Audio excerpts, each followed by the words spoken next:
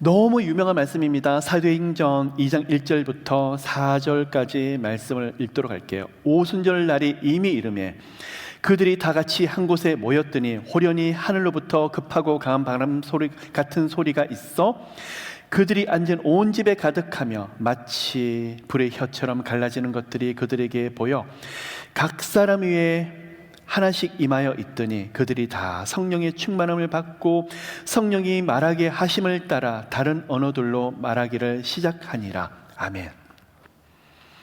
모든 것이 성령의 은혜고 성령의 인도하심으로 살아가고 있는데, 자, 예수님의 제자들 볼게요. 가롯 유다를 제외하고 11명의 제자들, 사도들이 이제 남았는데 십자가 앞에서 뿔뿔이 흩어지고 예수님을 부인했던 제자들이에요. 그리고 부활하신 예수님을 만났어요. 도마가 예수님의 옆구리에 손을 집어넣고 예수는 하나님의 아들이요 주님이시라고 그 고백을 하게 되는데,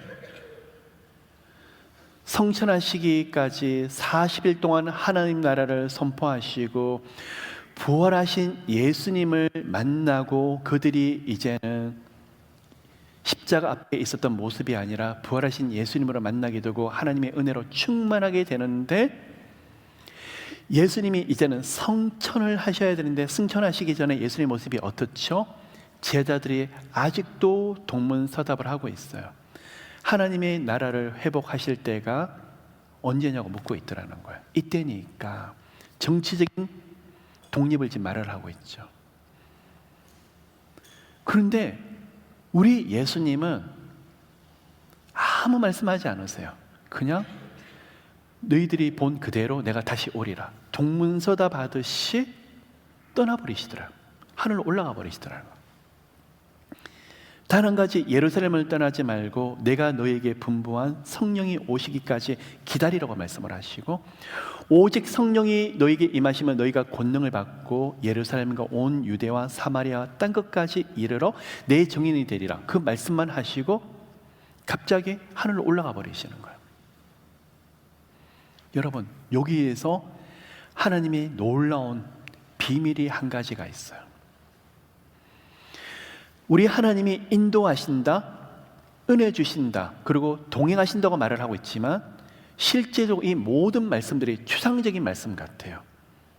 자, 재정적인 문제가 있고 아들, 딸의 문제가 있고 여러 가지 문제들이 있고 기도를 하는데 어느 날 문득 들어가는 생각이 내가 제대로 가고 있나?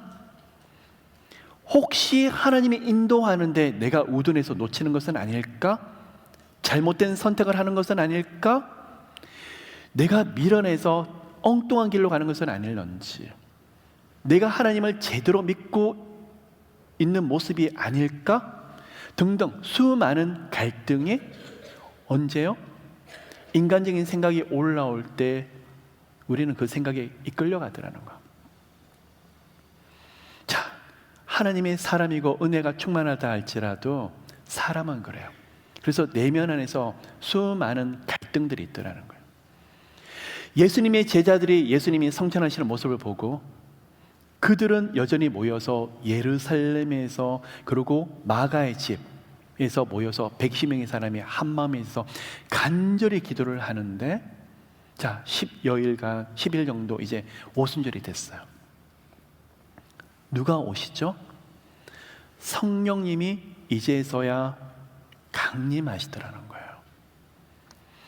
그런데 아시다시피 성령께서 강림하시고 이 120명의 제자들을 충만히 붙잡으시는데, 다시 말씀을 드려서 그 충만하다는 것을 원색적으로 표현하면 성경에서 덮어버렸어요.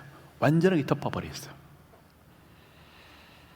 붙잡으실 뿐 아니라 그 안에 모든 내면과 생각과 마음과 감정 자체를 다 이끌고 가버리시더라는 거예요. 그런데 그 뒤로 아시다시피 베드로와 예수님의 제자들이 완전하게 다른 모습이 되어버리더라는 거예요. 십자가 앞에서 두려워했었고 여전히 예수님의 부활을 목격한 제자들이었고 사도들이었지만 동문서답하는 것처럼 보였던 그 사람들이 성령의 충만히 거하게 되고 성령으로 옷 입고 성령께서 덮어버리시니까 그 순간부터 말과 행동과 삶이 예수처럼 바뀌어버리더라는 거예요. 그들이 가는 곳이 만나는 사람들마다 예수처럼 말하고 예수처럼 행동하고 예수처럼 말씀을 선포하고 예수처럼 치유하고. 왜 그럴까요? 성령 충만하다는 것이 그 안에 예수님이 내주하시니까 예수님이 그 안에서 그들을 통해서 말씀하시고 그들을 통해서 하시고자 하는 것을 성령님을 통해서 예수님이 다 일하고 계시더라는 거예요. 자, 여러분, 그럼 오늘 이 시간에 갈등이 한 가지가 있어요. 언제 성령께서 오시죠? 자, 이미 성에서 강림하셨지만 한 번 강림하셨으면 됐어요. 근데 그 다음에는 그 뒤로부터는 성령 시대가 되는데 성령님이 누구시죠? 하나님의 영이시면서 예수님의 영이 바로 성령님이시는데, 성령님은 보이는 예수님은 하늘로 올라가셔서 하나님 우편에 앉아 계시지만 보이지 않는 하나님의 영이시면서 보이지 않는 예수님이 이 땅에 오셨어요. 보이지 않는 예수님이 누구실까요? 바로 그분이 성령님이세요. 그러면 성령님이 이 땅에 오신 목적이 무엇일까? 성령님의 사역은요, 예수님의 사역은 십자가 구속 사역이 목적인데, 성령님은 예수님이 십자가 위에서 그 언약을 완성하시고 말씀을 완성하신 것을 조명시켜 주시는 거예요. 빛을 비춰 주시고 우리로 하여금 깨닫게 하시는 사역이 바로 성령의 조명 사역이죠. 그러면 성에서 강림하셨고, 이 강림하셔서 사도들과 예수님의 사람들에게 성에서 뭘 하실까요? 깨닫게 하시는 거예요. 하나님과 예수님이 누구신지 깨닫게 하시고 보여주시는 거예요. 그러면 우리들에게 예수를 믿을 때 성령께서 함께 하시는데, 자, 때로는 질병도 치유하고 때로는 필요들도 공급하시고 여러분의 기도에 응답을 하시는데 성령께서 그 일들을 하시더라는 거예요. 그럼 목적이 무엇이냐는 거예요. 사랑하시기 때문에 사랑하는 자녀들에게 보여주시려고, 맞아요. 누구를 보여주시려고요? 하나님과 독생자 예수 그리스도를 보여주시기 위해서 성에서 일을 하시더라는 거예요. 오늘 성에서 이런 응답을 하세요. 오늘 너무나 놀라운 평안과 평강을 주세요. 누구 보여주시려고요? 예수님 보여주시려고요. 때로는 성령께서 신유의 역사, 귀신이 내어 쫓는 역사도 보여주시고 이루 말할 수 없는 신기하고 놀라운 기적도 일어나고 신비한 체험도 할 수 있는데, 왜 성령께서 그런 은혜를 주실까요? 말씀 속에서 이루셨던 십자가에서 죽으셨던 예수 그리스도를 우리 가운데 보여주시려고. 여러분, 은사도 중요하고 능력도 중요한데 성령께서 강림하시고 제자들을 성령 충만하게 붙잡고 나서 이들에게 공통점이 무엇이냐 그러면, 제자들이 성령 충만했더니 예수 그리스도에 미쳐버려. 아, 이분이 예수님이시구나.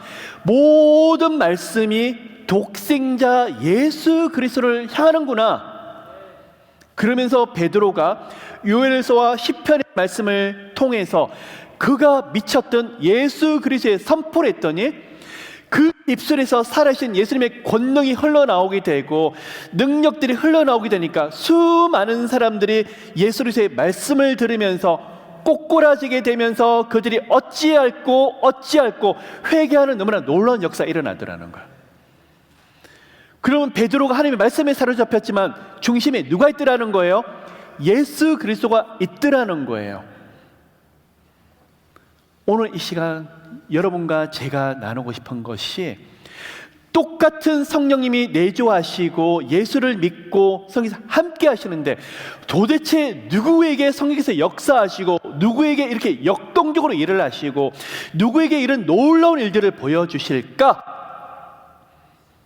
머리로는 알아요. 성령 충만한 사람, 말씀 충만한 사람, 은혜를 사모하는 사람, 원색적으로 표현해서 예수 그리스도에 미치려고 하는 사람, 예수밖에 없는 사람, 그 사람은요, 성령께서 은혜를 주셔서 예수에 미치게 되겠지만 예수님이 감당을 못하세요.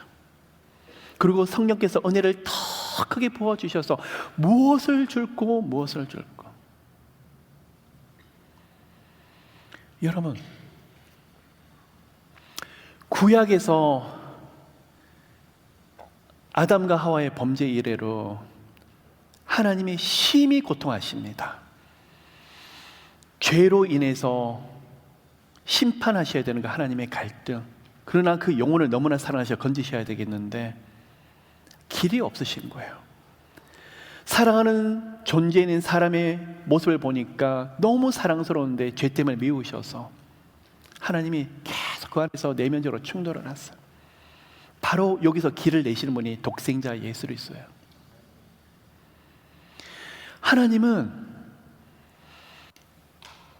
구약에서 그렇게 갈등하시는데 답이 바로 독생자 예수 그리스도시다. 예수께서 오셔서 하나님이 고민하는 그 구속에 대한 길을 예수님이 내시고 얼마나 기쁘신지, 죄에 대해서 사람을 건질 수 있는 방법을 예수 그리스도를 통해서 내셨고, 믿기만 믿으면 구원을 얻을 수 있는 그 길을, 진리의 길을 내신 예수님을 바라보면서 하나님이 이 예수님 때문에 미치신, 성령께서도 조명을 해주시는데 하나님과 예수 그리스도를 보여주시는 게 바로 성령님의 목적이신데, 그 어디를 가더라도 이 예수님을 사랑하고 사모하고 그러면 성령의 역사가 더 강해지더라는 거예요. 베드로가 그 순간 120명의 제자들과 함께 기도를 하면서 성에서 덮어주시니까 다들 미쳐요. 자, 성에서 어떻게 오셨죠? 불의 혀처럼 성령의 바람으로 오셨고, 그리고 서로 그 자리에서 지금까지 할 수 없었던 방언들, 다른 나라 언어를 이야기하기 시작하죠. 자, 여러분, 불의 혀처럼 각자에게 임하는데 바로 성령의 능력이고 말씀인 것을 알 수 있는데, 어떤 분은 그래요. 저도 성령의 불이 임하며 온몸이 뜨거웠어요. 막 진동도 오고 제 마음속에서 감당할 수 없는, 그런 몸에서도 감당할 수 없는 막 이상한 현상이, 그것도 성령의 불일 수 있지만 성령의 진정한 불은요, 심령이 뜨거워지는 거예요. 헬라어로 카이오라고 그래요. 카이오. 그 뜻은 마음이 뜨거워지다는데, 원색적으로 표현하면 불에 태워지다. 성령의 불을 받고 성령의 불로 태워지는 사람의 특징이 무엇이냐고 하면 하나님의 말씀 앞에 뜨거워져서 견딜 수가 없는 거예요. 저는 감정적인 신앙, 감성적인 신앙을 말하는 것이 아니라 예수 그리스도의 모든 초점에 맞춰지게 되고, 바로 얼마 전에 예수님을 부인했던 베드로였는데 이 성령의 불을 받으면서 심령이 뜨거워지기 시작하니까 그가 그토록이나 사랑했던 예수님 앞에 마음이 뜨거워져서 이 사랑의 고백이 막 살아서 움직이기 시작하는 거예요. 그게 바로 성령의 불이에요. 오순절 성령께서 강림하셨을 때 그들이 받았던 성령의 불은 말씀에 미치는 것이었고 예수 그리스도에 미치는 거였어요. 한 번도 만난 적이 없고 한 번도 얼굴 대 얼굴로 실제적으로 눈으로 본 적도 없는 예수님인데, 성령의 불이 임하게 되니까 한 번도 본 적이 없는 예수님 때문에 생명 걸고 순교하다 싶을 정도로 목숨을 거는 거, 이게 영적인 신비더라는 거예요. 오늘 말씀을 듣는데 얼굴도 본 적이 없는 예수님이 마음에 감동을 하는데 눈물을 흘리면서 그 안에 반응하고 무릎 꿇게 되고 예 주님 사랑합니다라고 고백하는 그 자체가 바로 말씀의 불의 능력이 함께하기 때문이에요.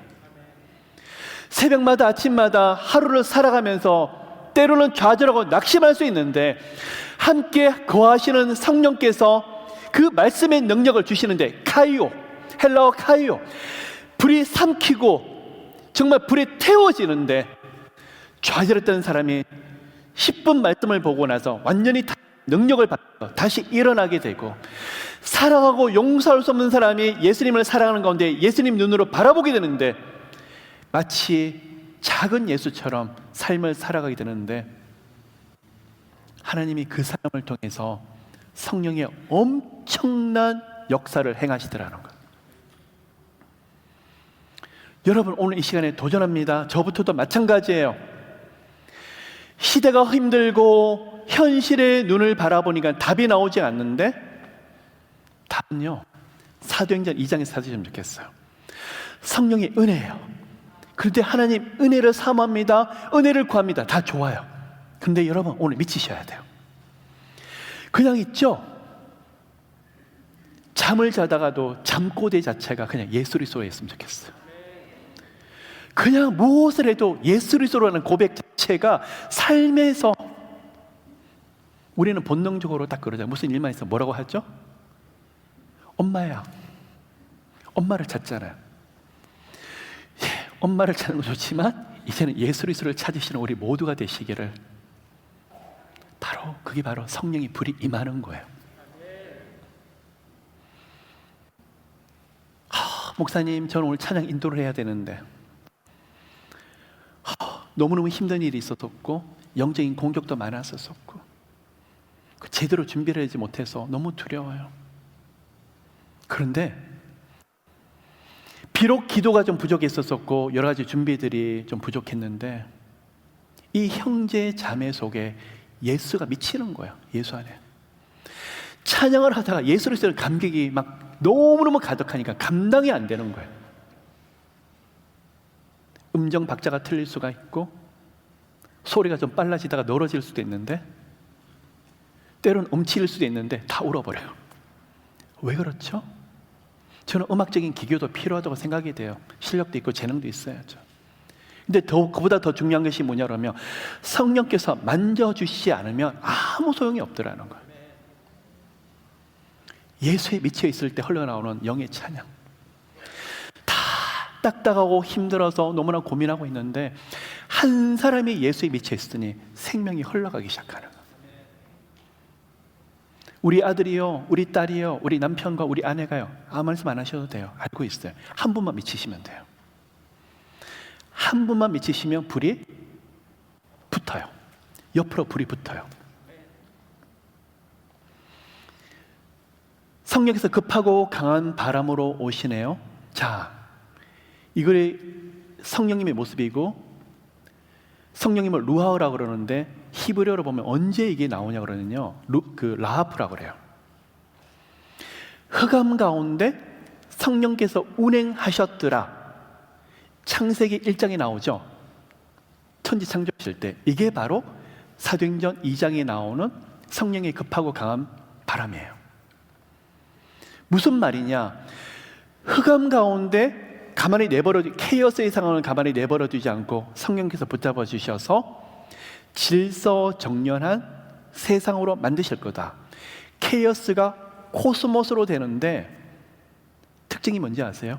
그 가운데 우리 예수님이 함께 하시면 그 어떤 상황에서도 코스모스가 되더라. 코스모스는 전 세상을 말하기도 하고 또 세계를 말하기도 하는데 이 코스모스는 하나님이 다스리는, 통치하시는 세상이 되게 될 것이다.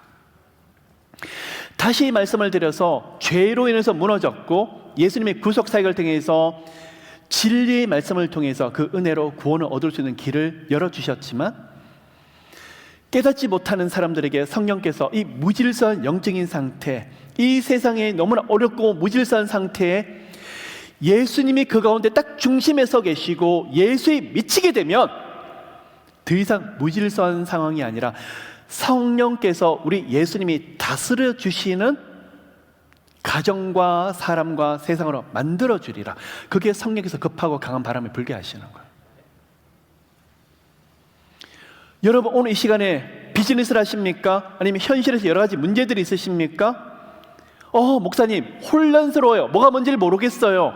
다 막혀 있는 것 같아요. 잠시만요. 누가 그 가운데 운행하시면 되죠? 누가 그 가운데 급하고 강한 바람으로 불게 하시죠? 바로 성령님이세요.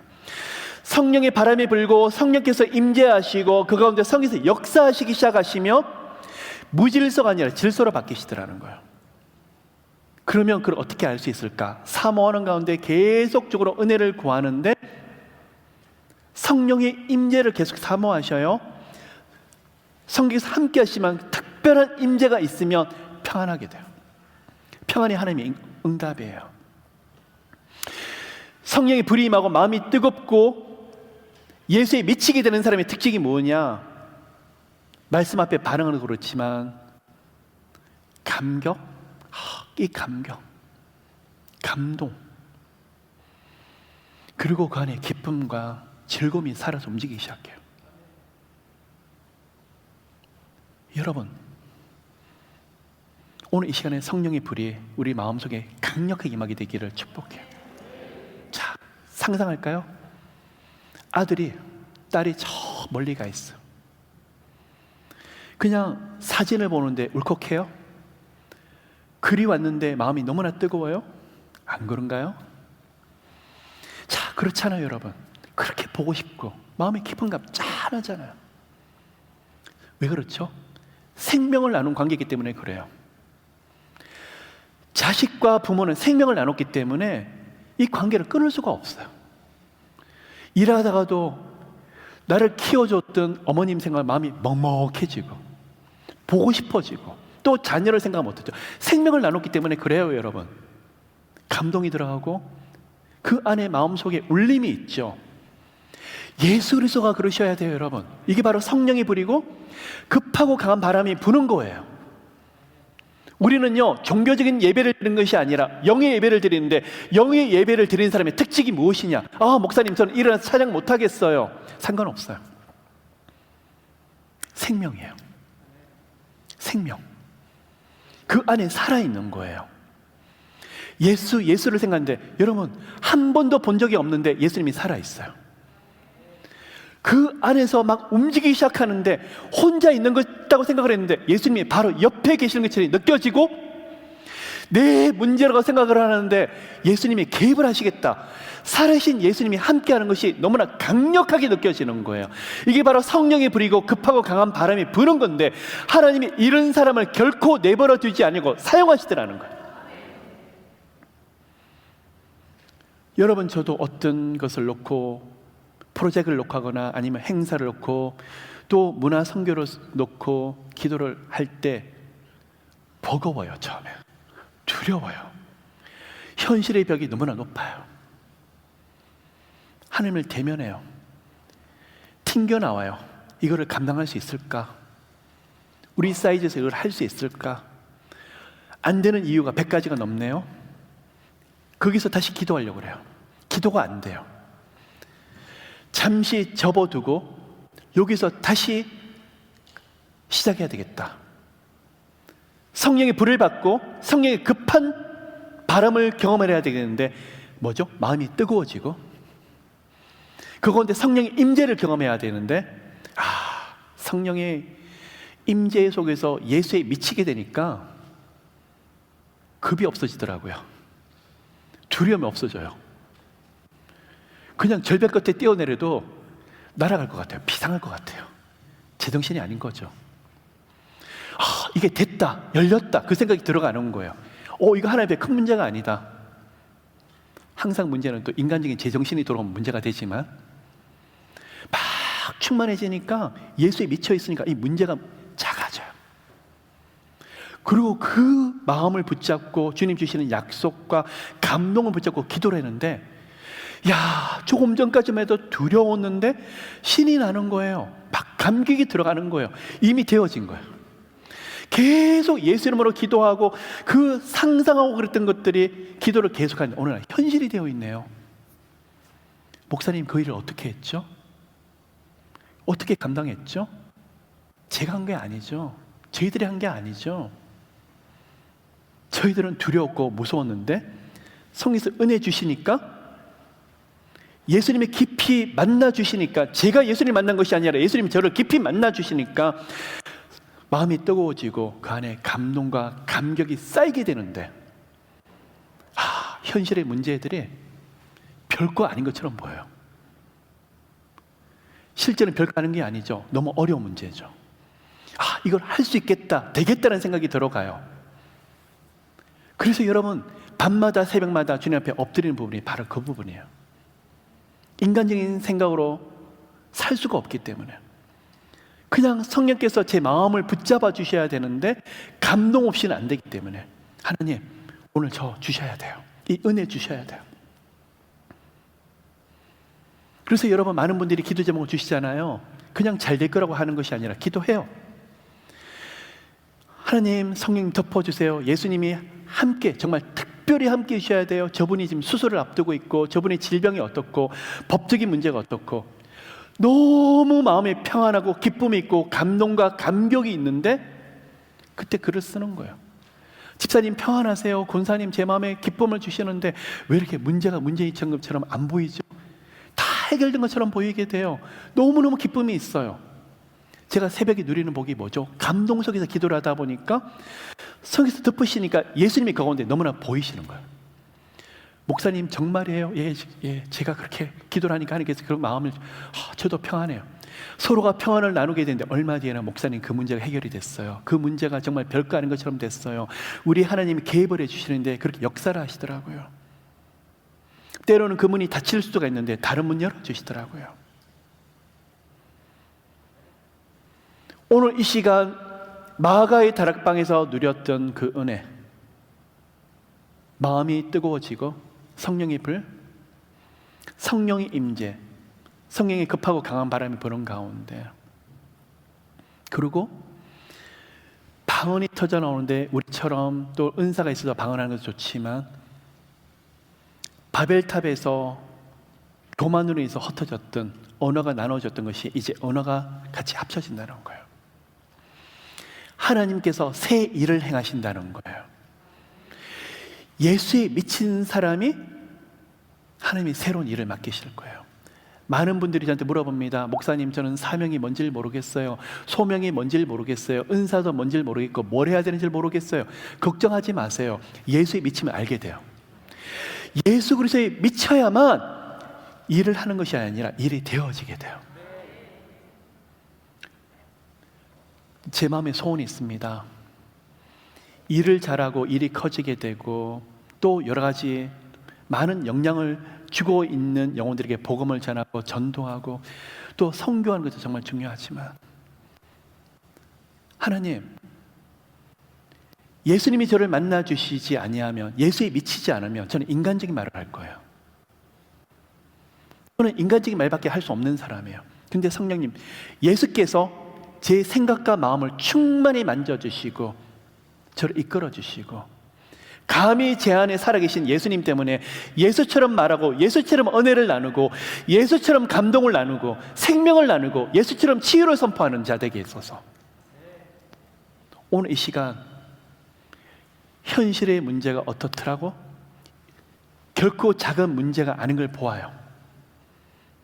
오늘 성령의 강력한 능력이 임해서 그 문제를 다 덮으시되 돌아갈 때는 목사님 아무것도 아니네요.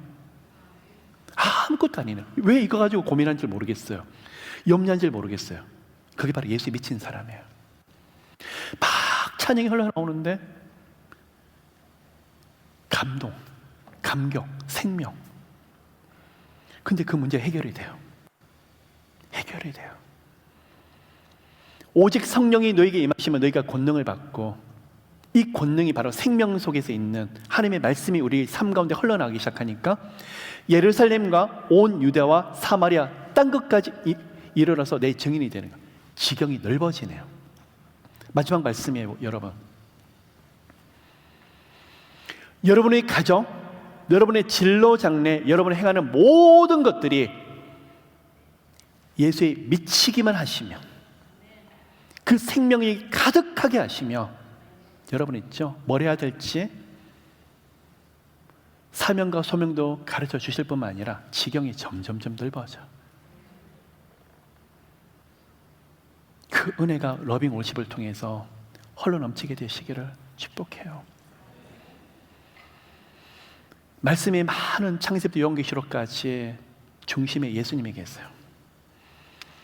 말씀을 보고 거룩한 삶을 살아야 되겠다, 또 이렇게 해야 되겠다, 다 좋아요.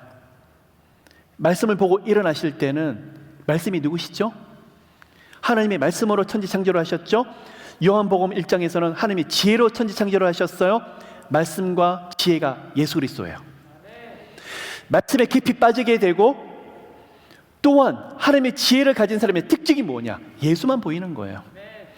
예수 그리스도를 통해서 하나님을 만나게 되고, 예수 그리스도를 통해서 성령님을 만나게 되는데, 성령님의 은혜를 깊이 만나게 되면 예수밖에 없는 사람들이에요. 현실의 문제들도 예수에 미치다 보면 생명력이 흐르고 흘러가지고 그 문들이 열리게 되더라고요. 자, 재정이 급해요. 현실의 문제가 있어요. 저도 재정의 문 열어주세요, 하나님 은혜 주세요 구하면서 이 예수 그리스도 앞에 하나님 초점 맞추는데 성령에서 은혜로 덮었어요. 저는 재정이 급해 죽겠는데 하나님은 예수 그리스도에 미치도록 만들어 주시더라는 거예요. 그 생명이 흘러요. 은혜가 흘러요. 어느 날 생명이 홍수처럼 흘러가니까 재정의 문을 탁 열어버리더라고요. 그 안에 다 있어요. 저는 예수 만능주의를 말하는 것이 아니에요. 생명이 흘러넘치게 되면 영적인 문이 열려버리더라는 거예요. 그 은혜가 우리 가운데 가득하시기를. 아니, 얼마 전에 몸이 아프셨잖아요. 예, 예수에 미치다 보니까 저도 온데간데 없이 깨끗해졌어요. 아니, 오늘 날 사람하고 부딪히셨잖아요. 생명이 흘러넘치게 되니까 그냥 이게 문제가 풀어져 버리더라고요. 하나님 이 시간에 모두를 축복합니다.